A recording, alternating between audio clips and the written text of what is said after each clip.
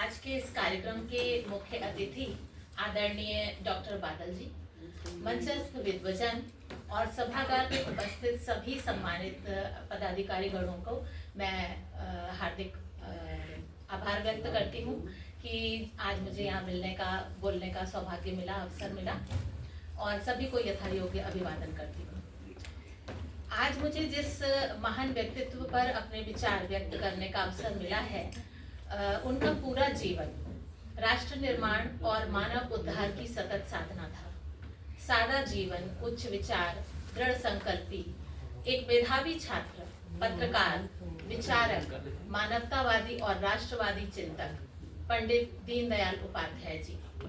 इधर कुछ दिन पूर्व मेरे संज्ञान में इनकी एक पुस्तक आई, राष्ट्र चिंतन, और इसी आधार पर मैंने कुछ महत्वपूर्ण बिंदुओं को आपके समक्ष रखने का प्रयास किया है। इनकी जो ये पुस्तक है, इसके माध्यम से इनका जो जीवन दर्शन था वो अनुकरणीय है, क्योंकि इनकी अवधारणा ही थी कि किसी भी देश का उद्धार या विकास तभी संभव है जब उस देश के सबसे निचले पायदान पर खड़े हुए व्यक्ति का विकास हो सके, उसका उत्थान सुनिश्चित हो सके। और इसीलिए इन्होंने अंत्योदय का विचार दिया, जिसका अर्थ है समाज के सबसे निचले, गरीब और असहाय व्यक्ति का विकास सुनिश्चित करना। जब हम इनके जीवन उद्देश्यों को देखते हैं तो इनका जीवन का उद्देश्य ही था कि न्यूनतम स्तर पर सभी का विकास सुनिश्चित हो, जिसके लिए इन्होंने स्वरोजगार को महत्व दिया और विकेंद्रीकृत अर्थव्यवस्था या इन्होंने छोटे छोटे कुटीर उद्योगों को बढ़ावा देने की बात की। अब अगर हम इनके सिद्धांतों और विचारों को इस पुस्तक के माध्यम से देख रहे हैं, पढ़ रहे हैं, तो इसमें इनका एकात्म मानववाद की विचारधारा भी हमारे सामने आती है, जो मानव को विकास के केंद्र में रखता है और इसका लक्ष्य ही है एक ऐसे शोषण विहीन समाज का निर्माण करना जिसकी अपनी एक सांस्कृतिक विशिष्ट पहचान हो सके और जिसका सामाजिक संरचना जो समाज पर आधारित हो। यहाँ पर एकात्म मानववाद जो है वो मनुष्य के कर्तव्यों से पहले, अधिकारों से पहले उसके कर्तव्यों को महत्व देता है। और यहाँ पर जो उनका सामाजिक विचारधारा थी या राष्ट्र को लेकर जो उन्होंने चिंतन किए हैं, उन्होंने पूरा जीवन इस विचार में समर्पित किया कि भारत केवल एक राष्ट्र ही नहीं है, बल्कि वो एक सांस्कृतिक चेतना है, हमारी जीवित और आध्यात्मिक शक्ति है। वे कहते थे कि राष्ट्र या जो हमारा देश है वो कोई एक भौगोलिक सीमा का नाम नहीं है, बल्कि वो इतिहास, संस्कृति, भाषा, परंपरा और अपने जीवन मूल्यों से निर्मित होता है। इस चेतना को हमें अपने अंदर जागृत करना है और इसी का प्रचार प्रसार करना है।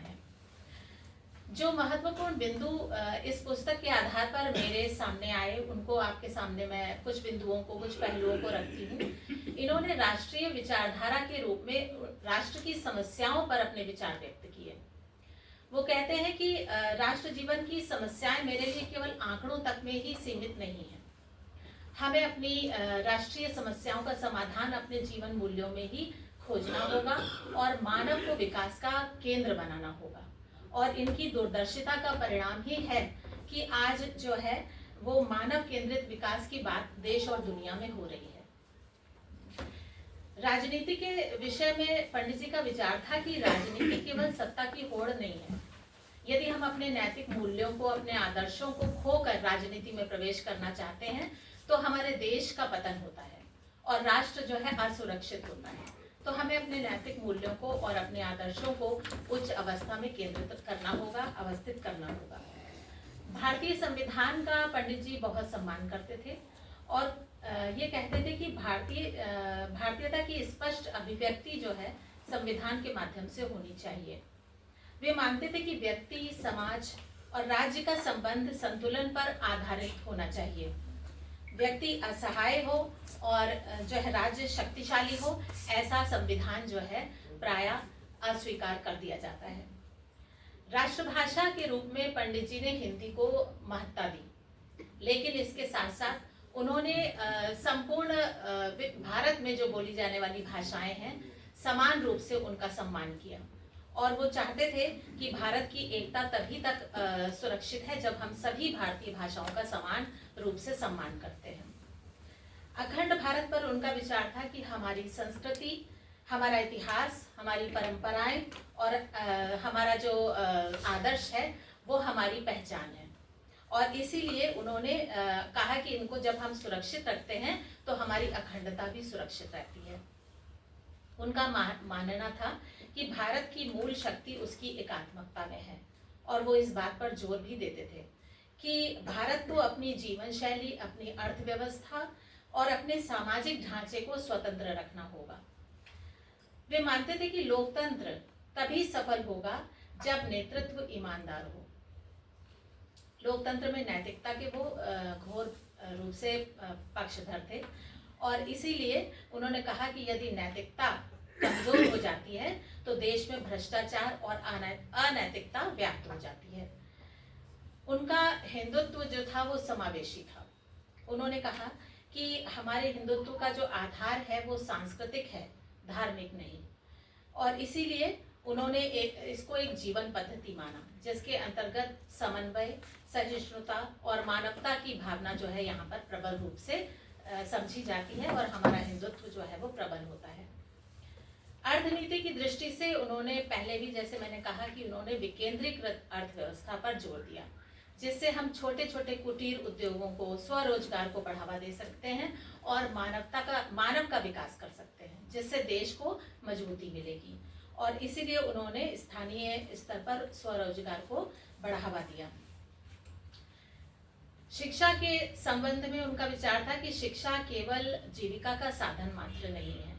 शिक्षा के माध्यम से हम चरित्र निर्माण, सांस्कृतिक चेतना और नैतिक मूल्यों से अपने आप को जोड़ते हैं, और इसीलिए भारतीय शिक्षा प्रणाली को ऐसा होना चाहिए कि युवा हमारे राष्ट्र हित में संवेदनशील बन सके और राष्ट्र के प्रति जिम्मेदार हो सके।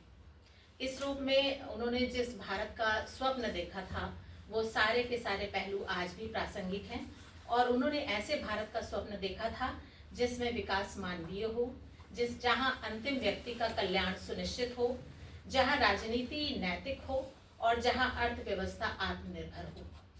उनका जीवन ही हमें ये प्रेरणा देता है कि विचार शुद्ध हो, निष्ठा अटूट हो और कार्य राष्ट्र हित में हो, तो कोई भी बाधा बड़ी नहीं होती। अंत में मैं यही कहूंगी कि पंडित दीनदयाल उपाध्याय जी का चिंतन केवल एक विचारधारा ही नहीं है, बल्कि एक भारत की भविष्य यात्रा का मार्ग है। उनके सिद्धांतों को जीवन में उतारकर हम उस भारत का निर्माण कर सकते हैं जहां पर उन्होंने एक स्वर्णिम भारत का भविष्य और स्वर्णिम भारत का स्वप्न देखा था। शरीर नहीं, आत्मा भी हमारा है आधार, विकास हो समग्र, यही पंडित जी की थी पुकार। मानव समाज राष्ट्र का हो मेल अपरंपार, यही नए भारत का है संस्कार। न पश्चिम की नकल, न अपना अभिमान हार, भारतीय संस्कृति हो हमारी पहचान का आधार। स्वदेशी से सशक्त बने राष्ट्र महान, यही उपाध्याय जी का गौरवपूर्ण विधान। न किसी की विजय, न किसी की हार हो, सबसे अंतिम व्यक्ति का चमके भविष्य, यही भारत का संस्कार हो। सबका साथ, सबका विकास, सबका प्रयास हो, अंत्योदय ही हर जन की पुकार हो। बहुत बहुत धन्यवाद, बहुत बहुत